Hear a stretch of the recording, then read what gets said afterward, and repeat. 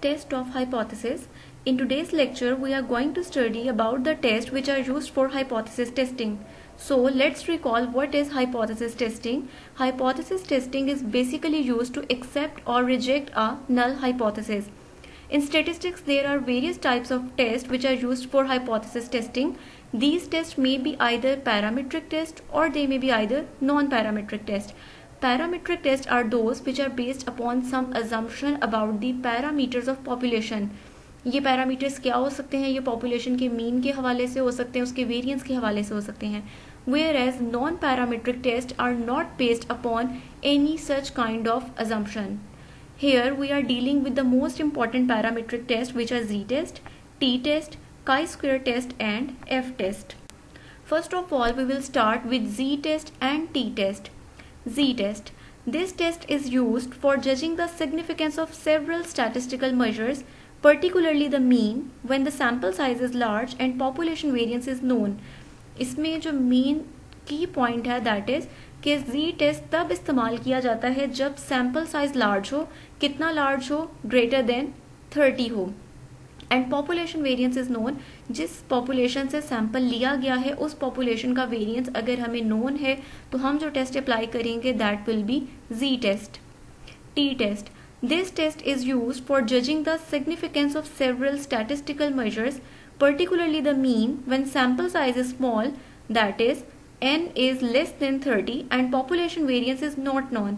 यानी T test तब apply किया जाएगा जब सैंपल साइज स्मॉल है. कितना स्मॉल है? Number of samples less than 30 है and population variance is not known. वो पॉपुलेशन जिससे सैंपल लिया गया है उसका वेरिएंस हमें नोन नहीं है. Now the question arises what are these statistical measures. Statistics हमारे पास क्या है? इन दोनों टेस्ट को जिन स्टैटिस्टिकल मेजर्स जिन चीज़ों को मेजर करने के लिए इस्तेमाल किया जाता है वो ये हैं. Number 1, to compare mean of a sample to some hypothesized mean. यानी जी टेस्ट या फिर टी टेस्ट दोनों को इस्तेमाल करते हुए हम अपने सैंपल के मीन को कंपेयर कर सकते हैं किसी हाइपोथेसाइज्ड मीन के साथ. But again, we have to consider the population variance and sample size. अगर सैंपल साइज स्मॉल है और पॉपुलेशन वेरिएंस नोन नहीं है तो ये चीज़ फाइंड करने के लिए जो हम टेस्ट अप्लाई करेंगे वो होगा टी टेस्ट. सेकेंड, टू जज the significance of difference between means of two independent samples. अगर हमारे पास दो इंडिपेंडेंट सैंपल्स हैं और हम उनके मीन्स को चेक करना चाह रहे हैं कि उनके मीन्स सिग्निफिकेंटली डिफर कर रही हैं कि नहीं कर रहे, तो इस केस में भी कौन सा टेस्ट अप्लाई हो सकता है? जी टेस्ट भी और टी टेस्ट भी. बट हम किस बेसिस पे डिसाइड करेंगे कौन सा टेस्ट अप्लाई करना है? कि अगर हमें पॉपुलेशन वेरिएंस के बारे में इंफॉर्मेशन दी गई है, अगर वो नोन है और सैंपल साइज लार्ज है तो जो हम टेस्ट अप्लाई करेंगे वो जी टेस्ट होगा. लेकिन अगर हमें सैंपल साइज जो है वो लेस देन 30 है और पॉपुलेशन वेरिएंस नोन नहीं है तो फिर हम जो टेस्ट अप्लाई करेंगे वो टी टेस्ट होगा. थर्ड आ जाते हैं comparing sample proportion to a theoretical value of population proportion. हम सैंपल और पॉपुलेशन की प्रोपोर्शंस को भी इससे कंपेयर कर सकते हैं. फोर्थ आ जाता है for judging the significance of median, mode etcetera. जरूरी नहीं कि हम इन दोनों टेस्ट को यूज करते हुए सिर्फ मीन को ही सिग्निफिकेंस चेक कर सकते हैं, हम मीडियन और मोड की भी चेक कर सकते हैं.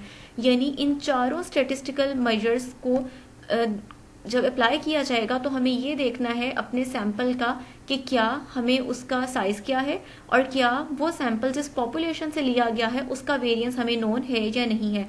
उसके अकॉर्डिंग हम डिसाइड करेंगे कि हमने जी टेस्ट अप्लाई करना है या फिर हमने टी टेस्ट अप्लाई करना है. और एक और चीज़ कि इन सब स्टैटिस्टिकल मेजर्स के लिए हमारे पास अलग अलग फार्मूलाज होते हैं, जी टेस्ट के केस के लिए भी और टी टेस्ट के लिए भी, जिनको अप्लाई करके हम वहाँ से जी के लिए वैल्यू या फिर टी के लिए value. The relevant test statistics is calculated from the sample data and then compared with its tabulated value at given level of significance. हम जो भी फॉर्मूला अप्लाई करेंगे अपनी रिक्वायरमेंट के अकॉर्डिंग वहाँ से जो हमारे पास वैल्यू आएगी उसको हम नाम देंगे कैलकुलेटेड वैल्यू का, और हमारे पास स्टेटिस्टिक्स के टेबल अवेलेबल हैं वहाँ से हम अपनी वैल्यू को कंपेयर करेंगे. जिस लेवल ऑफ सिग्निफिकेंस पे हम काम कर रहे हैं उतने ही लेवल ऑफ सिग्निफिकेंस पर हम वहाँ से टेबल की वैल्यू को कंपेयर करेंगे. अगर हमारी कैलकुलेटेड वैल्यू ग्रेटर आती है टेबुलेटेड वैल्यू से तो हमारा नल हाइपोथेसिस रिजेक्ट हो जाएगा. और दूसरा केस क्या है, if calculated value is smaller than tabulated value, तो उस सूरत हाल में हमारा नल हाइपोथेसिस एक्सेप्ट हो जाए। नेक्स्ट आते हैं काई स्क्वायर टेस्ट पे। This test is used to compare a sample variance to a hypothesized और थ्योरेटिकल पॉपुलेशन वेरिएंस। बेसिकली इस टेस्ट को इस्तेमाल किया जाता है वेरिएंस को कंपेयर करने के लिए। किसका?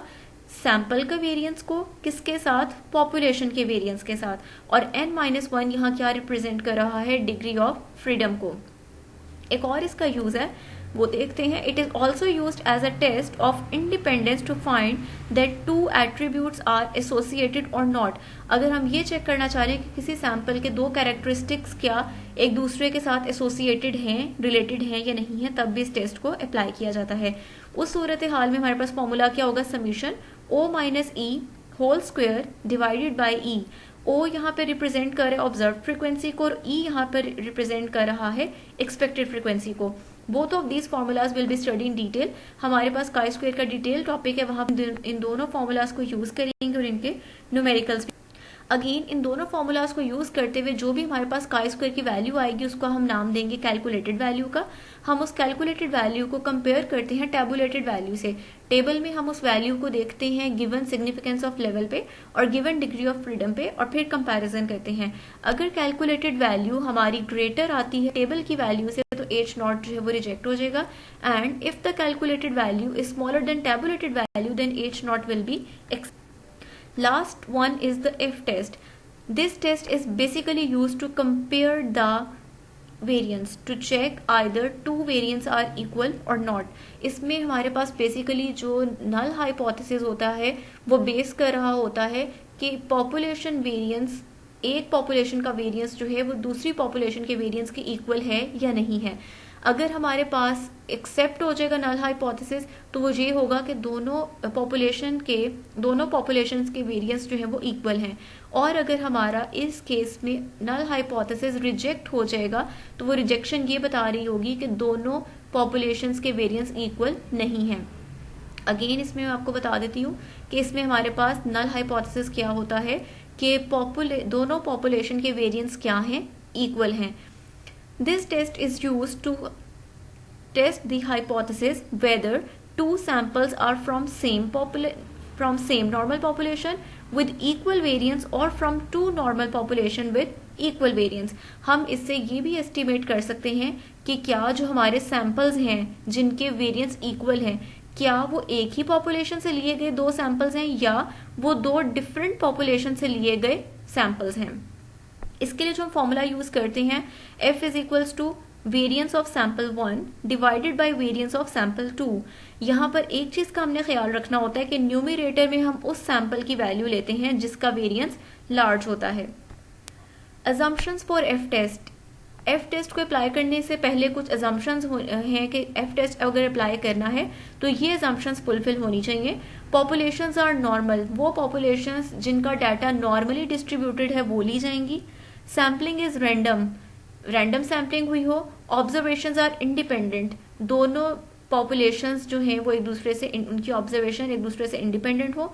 No measurement error. इस टेस्ट को फर्दर और हम कहाँ कहाँ अप्लाई कर सकते हैं? This test is also used for analysis of variance for judging the significance of more than 2 sample means at the same time.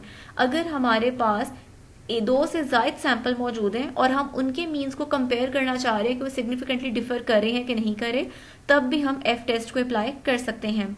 It is also use for judging the significance of multiple correlation coefficients.